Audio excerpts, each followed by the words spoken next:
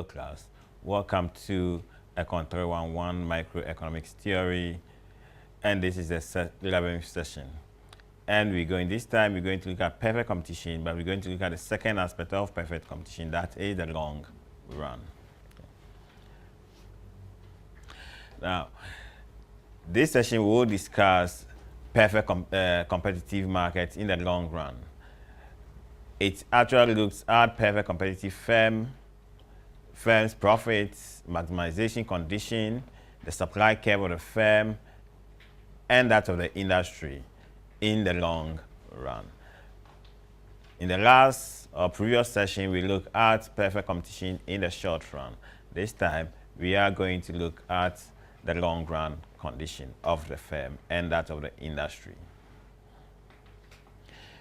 What we're going to discuss will be we will discuss topics on profit maximization, long run firm supply, long run industry supply curve, and also we will realize that the supply curve of the industry in the long run is dependent on three things or three factors. That is, whether the industry happens to be a constant cost industry, increasing cost industry, or a decreasing cost industry. We will also look at long run competitive equilibrium. That is, we look at optimal resource allocation, productive efficiency, and allocative efficiency. By the end of the session, you should be able to discuss the perfect competitive firm in the long run as well as that of the industry, how the firm will be able to maximize its profits. We should also be able to discuss the industry supply curve depending on the sort of cost industry that we find, the cost structure of the industry. The reading list for this course is as usual, Jeffrey Perel's book, Microeconomics, and also there are other textbooks that you can fall on, Intermediate Microeconomics by Walter Nicholson, and also Variance book.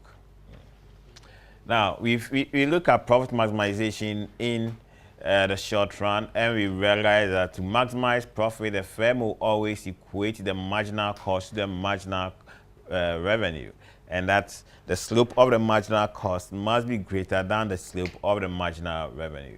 In so doing, the firm is able to maximize profits.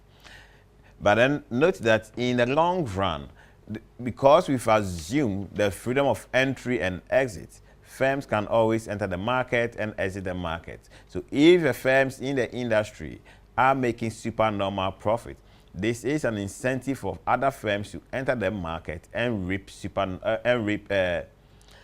away part of that supernormal profit enjoyed by existing firms. So in the long run, when firms are enjoying supernormal profits, it will attract outside firms to enter the market, and they will also reap away part of that profit. So we're going to realize that in the long run, the firm's profit will be zero economic profit, or will be making normal profit, which is the same as zero economic profit. And in that case, all firms will produce at the minimum part of the LAC, and the price that the firm will charge will be equal to the minimum LAC and equal to the marginal cost.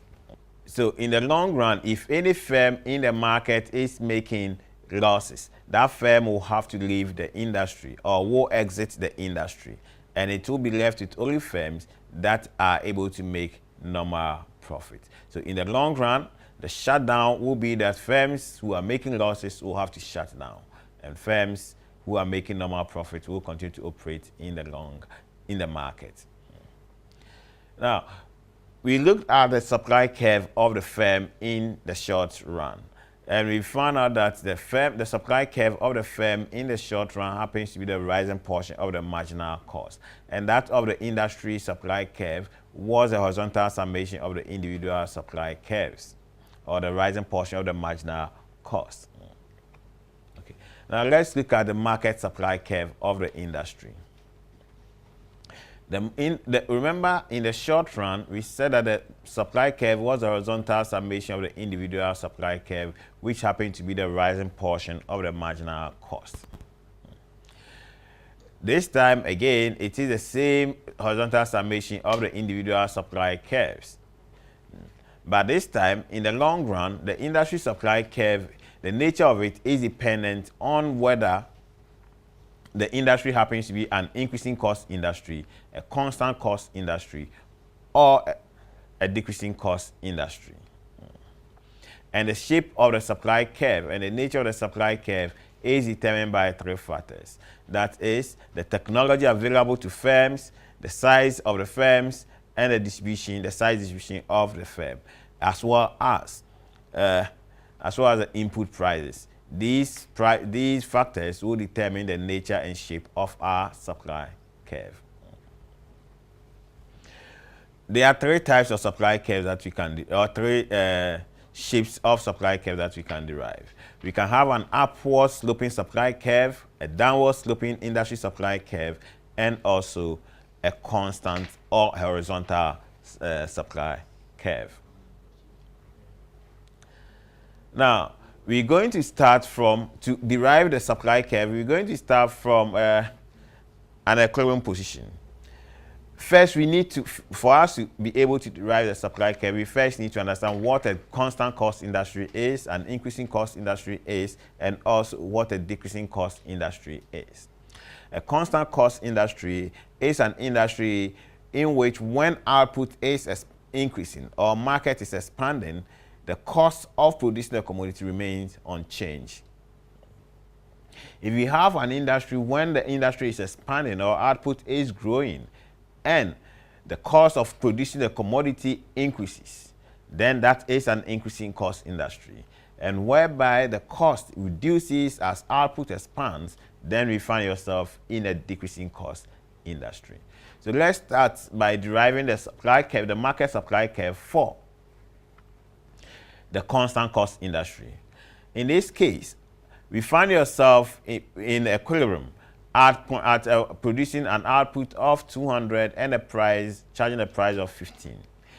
If output increases, what happens is that market output is expanding, but the cost of producing the commodity remains constant. So the cost curves will remain unchanged. And that will mean that our long-run cost curve will be the same even though we've moved to a different equilibrium point, and so also with the marginal cost curve. So you realize that there is a change in output, but then the cost remains constant. And that's joining these 2 equilibrium points, we're going to have a horizontal long-run market supply curve.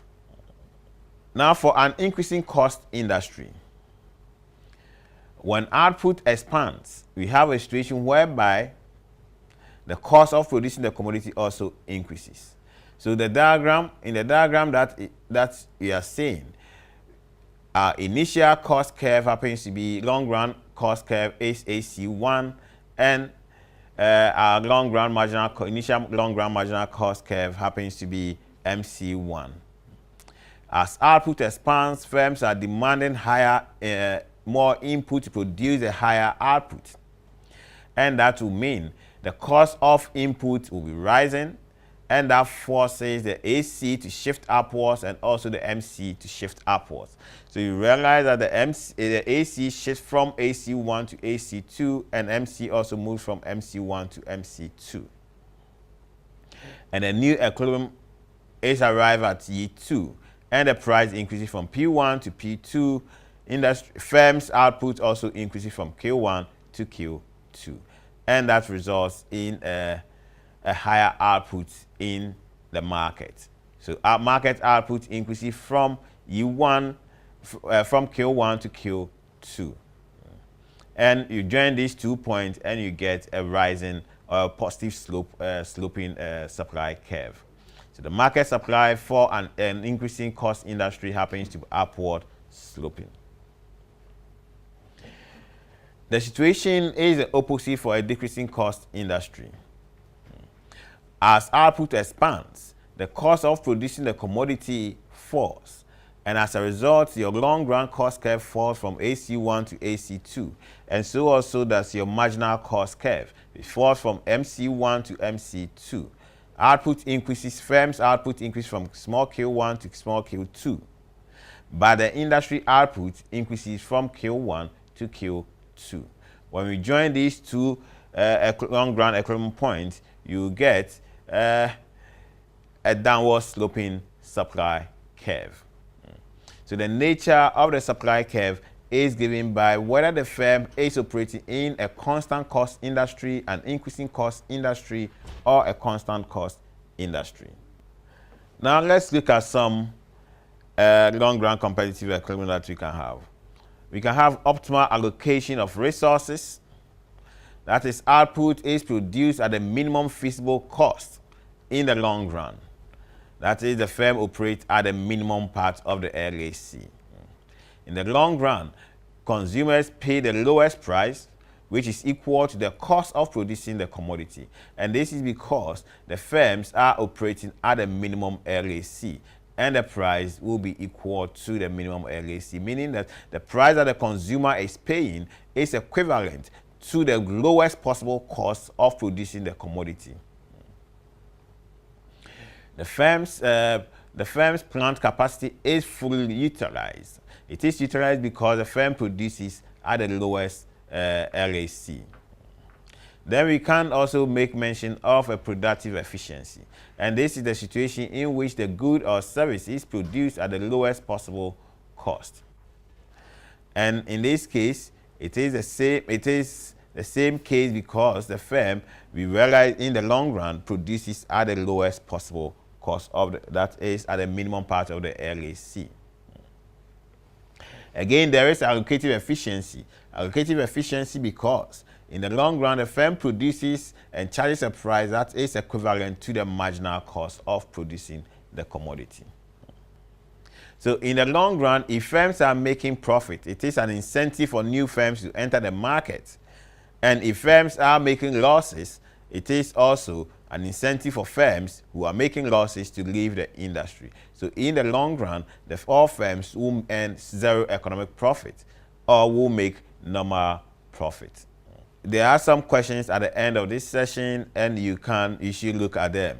For example, we have explained the factors that may result in horizontal upward sloping or downward sloping market supply curve in the long run.